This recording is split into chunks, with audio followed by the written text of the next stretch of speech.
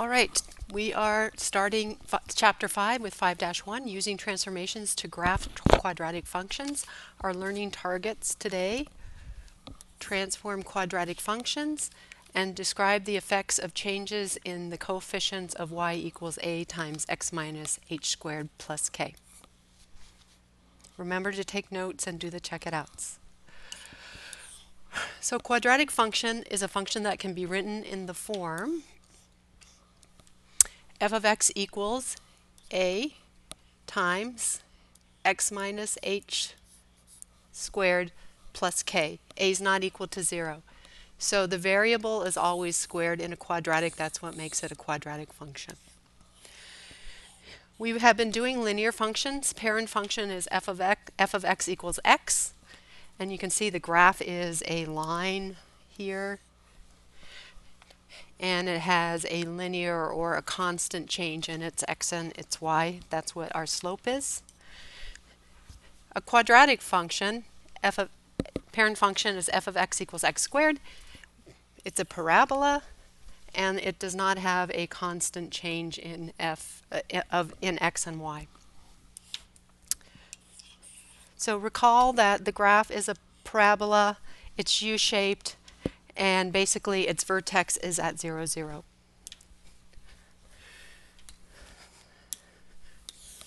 Okay, so graphing a quadratic, we can use a table to graph it. Just make a table of values, plot those points, and then connect the dots. So we're going to graph x squared minus 4x plus 3 by using a table.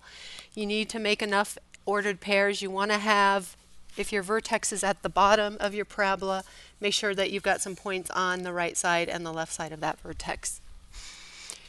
So you might want to start with some negative values. Here, they know enough about the graph that they've actually started at 0. So when x is 0, y is going to be 0 squared. It's going to be 0 squared minus 4 times 0 plus 3, which is 3. When x is 1, it's going to be 1 squared minus 4 times 1 plus 3, and so on. So these are the pairs that they get. If we plot those points, and here they are, and this has given me enough points that I can connect my dots. Here's my vertex. You want to have your vertex somewhere, and the only way to know where that is by plotting enough points so you can see you're going down in one direction and up in the other. All right, so you graph this table graph this function by using a table. Notice it starts with a negative, so that's going to be another type of transformation. But by using your table, you should be able to find the right shape. All right, so we're going to talk about translations or transformations, first translations. And the translation rules are really just like linear and absolute value functions. So horizontal shift of h unit. Remember, the horizontal changes are inside of the function boundaries. So, and a shift to the right is an x minus h. So it's going to be x minus h squared. That's how the function would look if it shifted right h unit. If h is negative, then you're going to shift left. Vertical shifts of k units, remember, vertical shifts are outside of the function boundaries. So the k here is not within the squared part of the function. Positive k goes up, negative k goes down. So it says use the graph of x squared as a guide and describe the transformation and then graph each function. G of x equals x minus 2 squared plus 4. So this is our h, this is our k, meaning we've gone 2 right and 4 up. Those are the only changes. So as I say, h and k have been defined. Basically, it's going to be your parent function, but I'm going to move the vertex right 2 and up 4. And then I can take the points that I had before, such as 2, 4, and just move those up, right 2 and up 4. So if I move that right 2, right 2, up 4, you're going to start getting your points here, and you can graph.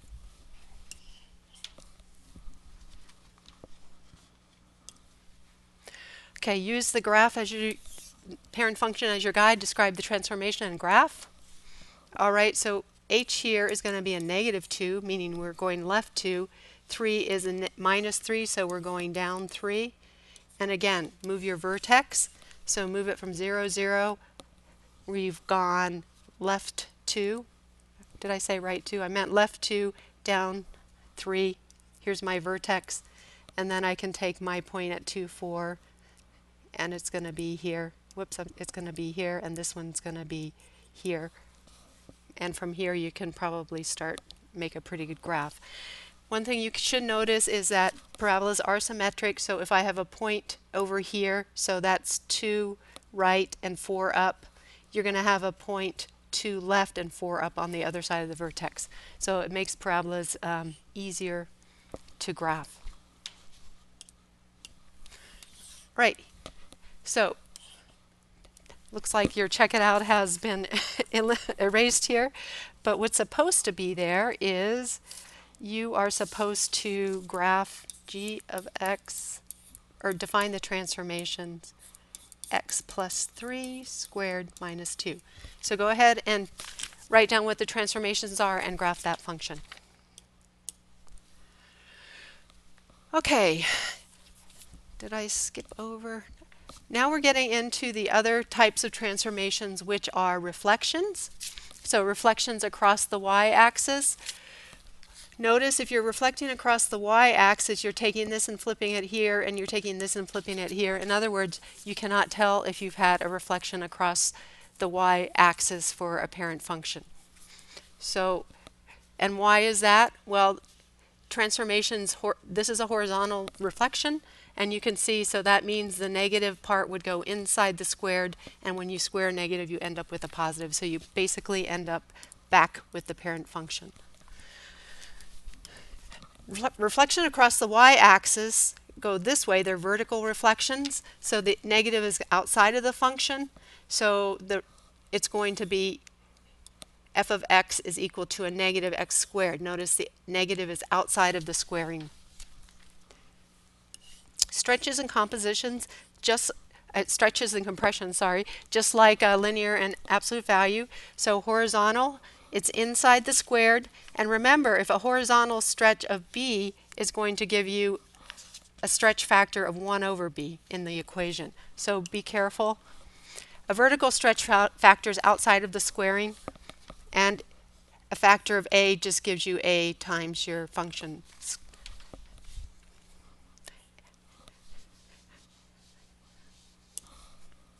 All right, using the graph of f of x,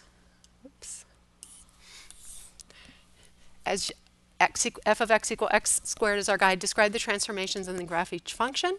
So this is a 1/4. It's outside of the squaring, so I know this is going to be a vertical compression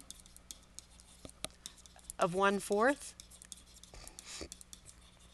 I think the easiest way to actually graph these is to, oh, it's a negative as well.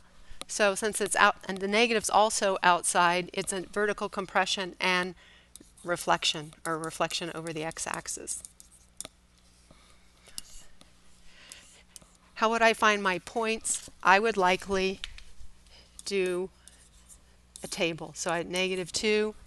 So this is going to be negative of 1/4 times -2 squared, which is going to be -1, and so on. So I would build a table from here. This is what it looks like if you plot your points. So -2, 1, +2, 1. You know that, well, we know our vertex 0, 0 is going to stay the same. And once I find my -2 point, I know I have a point symmetrically over here. And so then maybe I would do -3, and that would give me my -3, +3 points.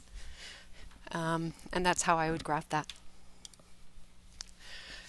All right, using f of x equal x squared as my guide, describe the transformation. So the 3 is inside, so it's a horizontal. And this is going to be a compression. Why? Because b is equal to 1 over this, so b is going to be 1/3, making this number 3. And again, how would I do this? I would make a table. So if I have a -1, it's going to be 3 times negative 1 squared, which is going to give me a 9. 0 is going to give me a 0. Positive 1 is going to give me 3 times 1 squared, which is 9. So you can see we've got points up here, and you can create your graph like that. All right, again, I seem to have deleted the actual function name here. What I would like you to describe transformations on and graph, g of x equals a -1/2 x squared. Okay, we're going to talk about vertex form.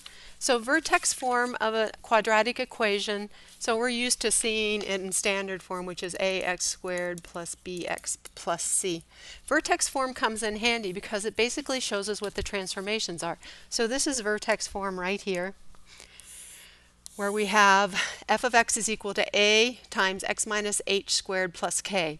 And notice it tells us if the a is if it's negative, it's going to be a reflection, but it also is our vertical stretch factor, stretch or compression factor. H is our horizontal translation, and K indicates a vertical translation. So this is important because the vertex is translated H horizontal units and K vertical units from the origin. We know that a function or equation in this form actually has its vertex at hk because we went from 0, 0, added h here, and added k here. And this basically gives us the coordinates of our new vertex. So in standard, the parent function here could be considered vertex form. It just happens that in this case a is 1, h is 0, and k is 0. And that gives you your parent function right here.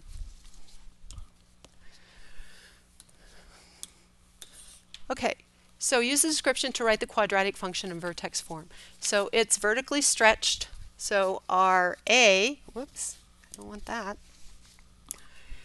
Our a is 4/3 and translated 2 units left. So left means h is going to be a -2 and 5 units down. So our k is going to be a -3. So we're just going to plug them into vertex form. Let me do it here. G of x equals 4/3 paren. X minus a -2 is x plus 2 squared minus 3. And that's going to be our vertex form. And they go through a lot of details here, but end up with the same equation. All right, this is your check it out. Parent function is x squared, vertically compressed by a factor of 1/3 and translated 2 units right and 4 units down. So write the new equation in vertex form. Oops. And I guess that is actually the end of our lesson. So write down your questions and your check it outs, and I will see you in class.